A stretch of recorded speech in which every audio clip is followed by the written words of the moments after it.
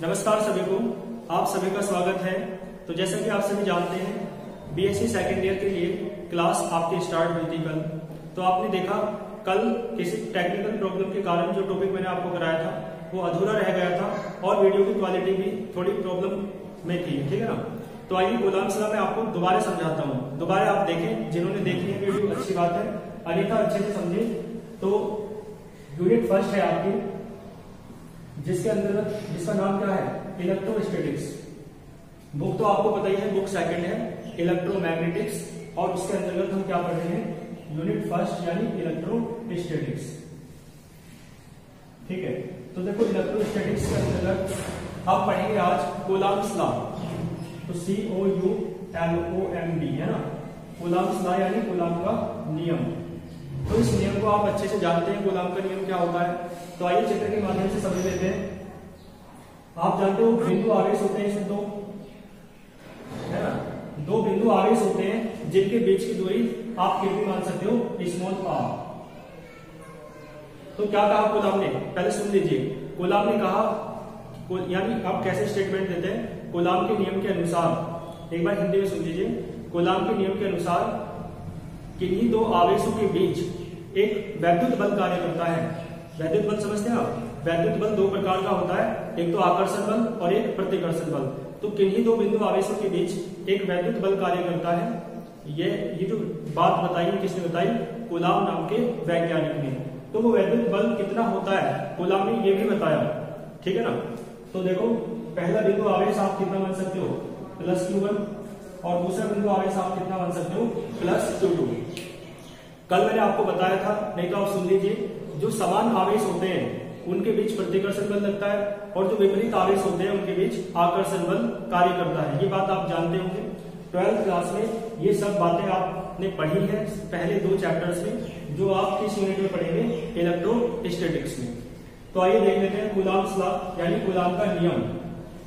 इसे देखो हिंदी में कैसे देखते हैं आप, एक बार हिंदी में देख लीजिए। दो समीकरण होती है, F समानुपाती होता है Q1 Q2 के, और F समानुपाती होता है 1/r² के, ठीक है ना। तो क्या कहते हैं, यानी इस बल का परिमाण, इस बल का जो परिमाण है वैद्युत बल का, किन्हीं दो, कूलाम्ब ने क्या कहा, किन्हीं दो बिंदु आवेशों के बीच एक वैद्युत बल कार्य करता है जिसका परिमाण दोनों आवेशों के गुणनफल के अनुक्रमानुपाती तथा उन दोनों आवेशों के बीच की दूरी के वर्ग के व्युत्क्रमानुपाती होता है। ये बात आपको पता है। आइए फिर इसे इंग्लिश में लिखेंगे। समीकरण 1 है ये, और ये क्या है, समीकरण 2। तो देखो इंग्लिश में इसका स्टेटमेंट कैसे हो जाएगा, मैं बोल रहा हूं, आप सुन लीजिए। According to Coulomb law, Coulomb के नियम के अनुसार, there works an electrostatic force.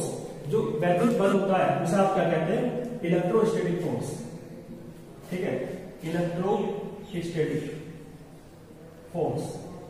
वैद्युत बल को आप क्या कहते हैं, इलेक्ट्रोस्टैटिक फोर्स। तो there works an electrostatic force between 2 point charges. आवेश को चार्ज कहते हैं और बिंदु को पॉइंट कहते हैं। तो बिटवीन 2 पॉइंट चार्जेस, समझ रहे हो। तो बस जो बातें आपको हिंदी में सोचनी है वो आपको कन्वर्ट करके इंग्लिश में लिखनी है, ठीक है ना। तो there works an electrostatic force between 2 point charges. तो उस बल का परिमाण जो है, देखो क्या हो जाएगा, तो मैं लिख देता हूं, है ना। आगे देखो, the magnitude of this force. Magnitude क्या होता है, परिमाण।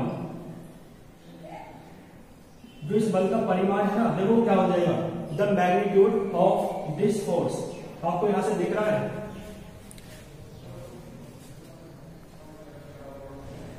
The magnitude of this force, ठीक है ना, the magnitude of this force. देखें क्या कहेंगे, the magnitude of this force, यानी इस बल का जो परिमाण है वो दोनों आवेशों के गुणनफल, इसके और इसके गुणनफल के क्या होता है, अनुक्रमानुपाती होता है। तो क्या कहेंगे, the magnitude of this force, अनुक्रमानुपाती को आप कहते हैं हिंदी इंग्लिश में इज डायरेक्टली प्रोपोर्शनल। तो क्या कहेंगे, इज डायरेक्टली प्रोपोर्शनल।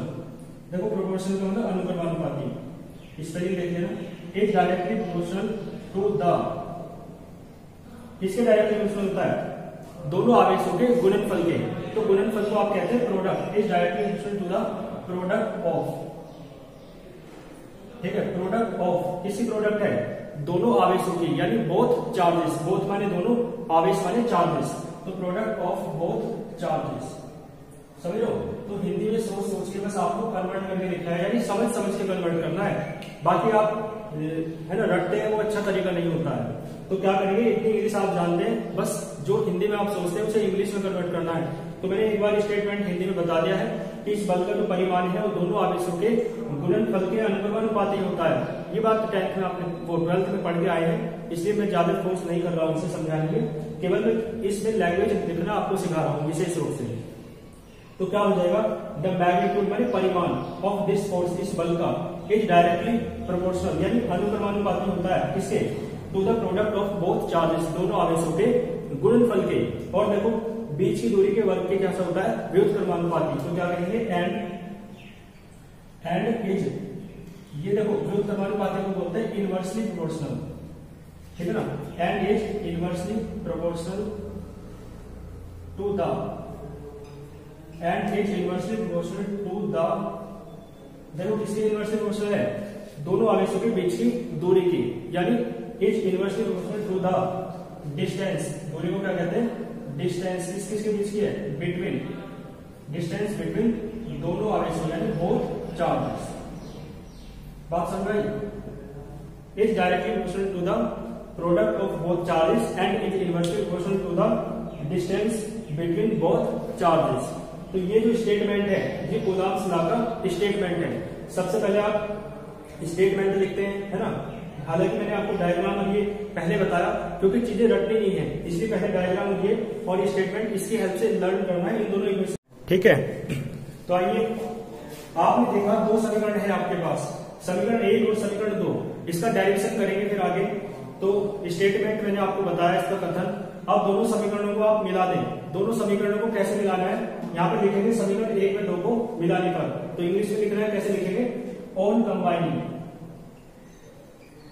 ठीक है, ऑन कंबाइनिंग इक्वेशन 1 एंड 2, समीकरण 1 में 2 को मिलाने पर। तो क्या मिलेगा, वी हैव, देखो क्या मिलेगा, जो अंश में है उसे अंश में रहने दो और जो हर में है उसे हर में रहने दो।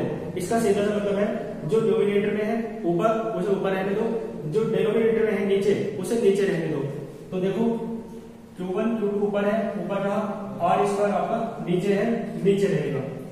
समानुपाती को हटाते हो, प्रोपोर्शनलिटी साइन को हटाते हो तो कांस्टेंट आ जाता है, जिसे आप क्या मान लो, K।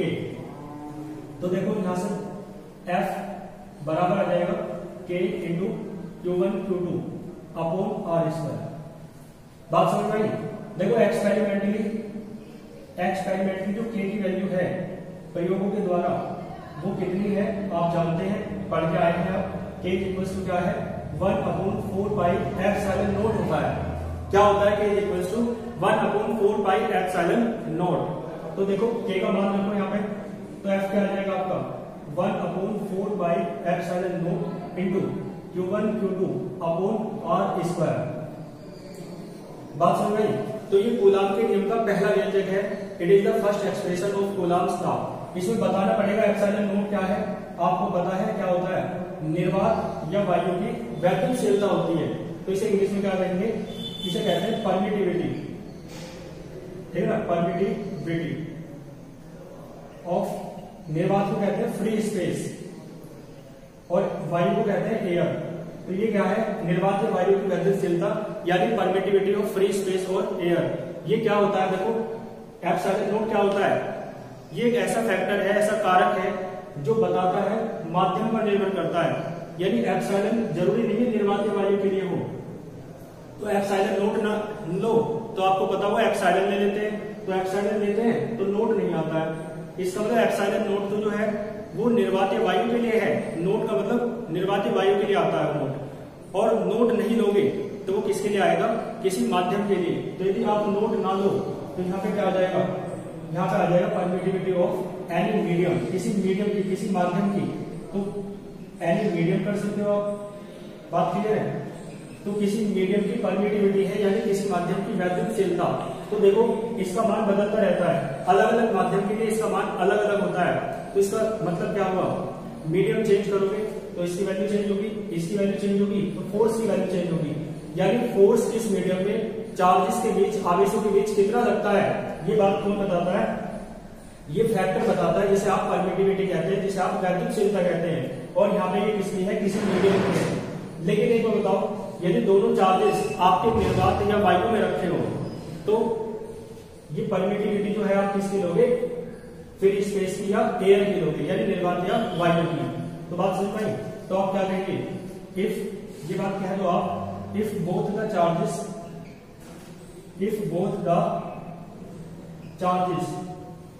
है ना, यदि दोनों आवेश कहां रखे हो, if both the charges are placed, कहां रखे हो, if both the charges are placed माने रखे हो,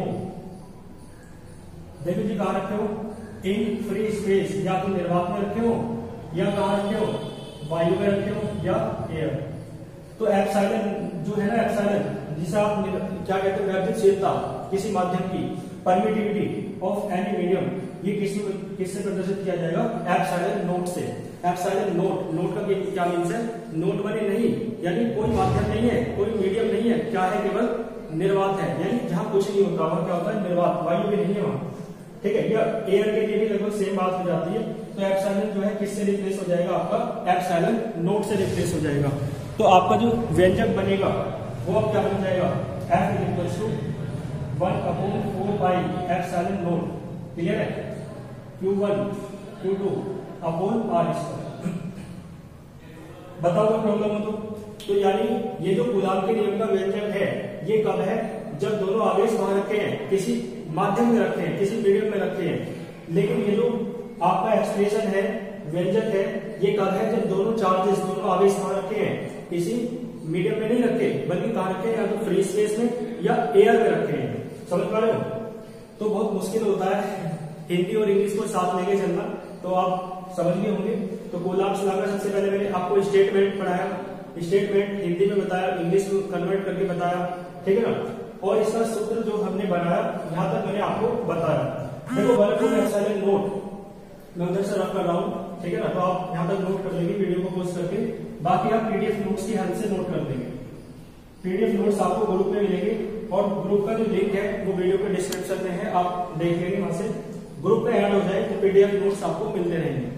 देखो ये जो एप्सिलॉन नोट है, आपने देखा एप्सिलॉन क्या है, एप्सिलॉन को समझते होंगे ना, पढ़ा होगा 12th में, एक ग्रीक लेटर है एप्सिलॉन, ठीक है ना। तो परमिटिविटी ऑफ एनी मीडियम था, यहाँ पे नोट आ रहा है, तो ये क्या है, परमिटिविटी ऑफ फ्री स्पेस। तो वेयर करके क्या करेंगे, epsilon equals to, epsilon naught equals to permittivity, ठीक है ना, परमिटिविटी यानी गतिशीलता, permittivity of free space, permittivity of free space या एयर, एयर के लिए भी वही बात है, फ्री स्पेस के लिए भी वही बात है। और इसकी वैल्यू फिक्स होती है, कितनी होती है, 8.85 इंटू 10⁻⁻12, ठीक है ना। इसकी यूनिट भी होती है, मात्रक भी होता है कूलम्ब स्क्वायर प्रति न्यूटन मीटर स्क्वायर, ठीक है। और इसका मात्रक कहां से आया, देखो इसी सूत्र से आया। यदि आप इस सूत्र में एप्सिलॉन नोट को इधर ले जाओ तो देखो क्या आ जाएगा, इसका मान 1/4 पाई F into Q1 Q2 upon R square है ना। तो यहां से इसका मात्रक निकल जाएगा, यूनिट निकल जाएगी भाई, आवेश चार्ज की यूनिट क्या होती है, कूलम्ब, कूलम्ब, तो ऊपर क्या आएगा, कूलम्ब का स्क्वायर, 4 पाई कांस्टेंट है, इसका कोई मात्रक नहीं होता, यूनिट नहीं होती, मात्रक को क्या कहते हैं, यूनिट। तो F की यूनिट क्या है, फोर्स की क्या होती है, न्यूटन, तो न्यूटन आ गया। और R square, R is the distance and the unit of distance is metre, so यहाँ क्या आ जाएगा, मीटर स्क्वायर। तो एप्सिलॉन नोट की जो यूनिट है या एप्सिलॉन की वो क्या होती है, कूलम्ब स्क्वायर प्रति, कूलम्ब स्क्वायर पर न्यूटन मीटर स्क्वायर। समझ पा रहे हो। तो इसकी वैल्यू देखो यहाँ पे, यदि देखो एक बात सुनना मेरी, 1/4 पाई एप्सिलॉन नोट, इसकी भी वैल्यू होती है। यदि आप ये वैल्यू यहाँ पे रखो, पाई की वैल्यू रखो, कैलकुलेट करो तो ये कितना आ जाएगा, 9 इंटू 10⁻⁹। और इसकी यूनिट क्या होती है, इसकी यूनिट होती है न्यूटन मीटर स्क्वायर पर कूलम्ब स्क्वायर। इसकी यूनिट भी यहाँ से आई। यदि आप यहाँ से वैल्यू निकालना चाहते हैं इसकी, तो देखो क्या आ जाएगी, 1/4 पाई एप्सिलॉन नोट की वैल्यू क्या आ जाएगी, Fr square upon Q1 Q2। तो यहाँ से इसका मात्रक निकल जाता है न्यूटन मीटर स्क्वायर प्रति कूलम्ब स्क्वायर। तो यही तो मात्रक है, तो इसका मात्रक यहाँ से इस सूत्र के द्वारा निकलता है, इसके द्वारा, है ना। तो इसका मान क्या होता है, 9 इंटू 10⁻⁹ न्यूटन मीटर स्क्वायर प्रति पर बोलेंगे, इंग्लिश में बोलना है तो पर कूलम स्क्वायर। तो देखो इसकी वैल्यू यहाँ पे रखो तो एक एक्सप्रेशन मिल जाएगा आपको।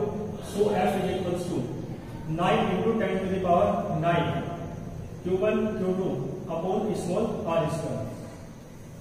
ठीक है जी। तो ये कूलम्स लॉ के एक्सप्रेशंस थे जो मैंने आपको कराए, 1, 2 और 3 तीनों एक्सप्रेशंस आपको मिले कूलम्स लॉ के। क्लियर है? तो इसकी देखो कूलम्स लॉ के बारे में आप इतना ही पढ़े है ना, और फिर इसकी वेक्टर फॉर्म जो है वो मैं आपको नेक्स्ट लेक्चर में कराऊंगा। तो यहाँ तक कूलम्स लॉ आप बहुत अच्छे से तैयार कर लेंगे, पीडीएफ नोट्स भी मैं आपको यहाँ तक दे दूंगा। ठीक है?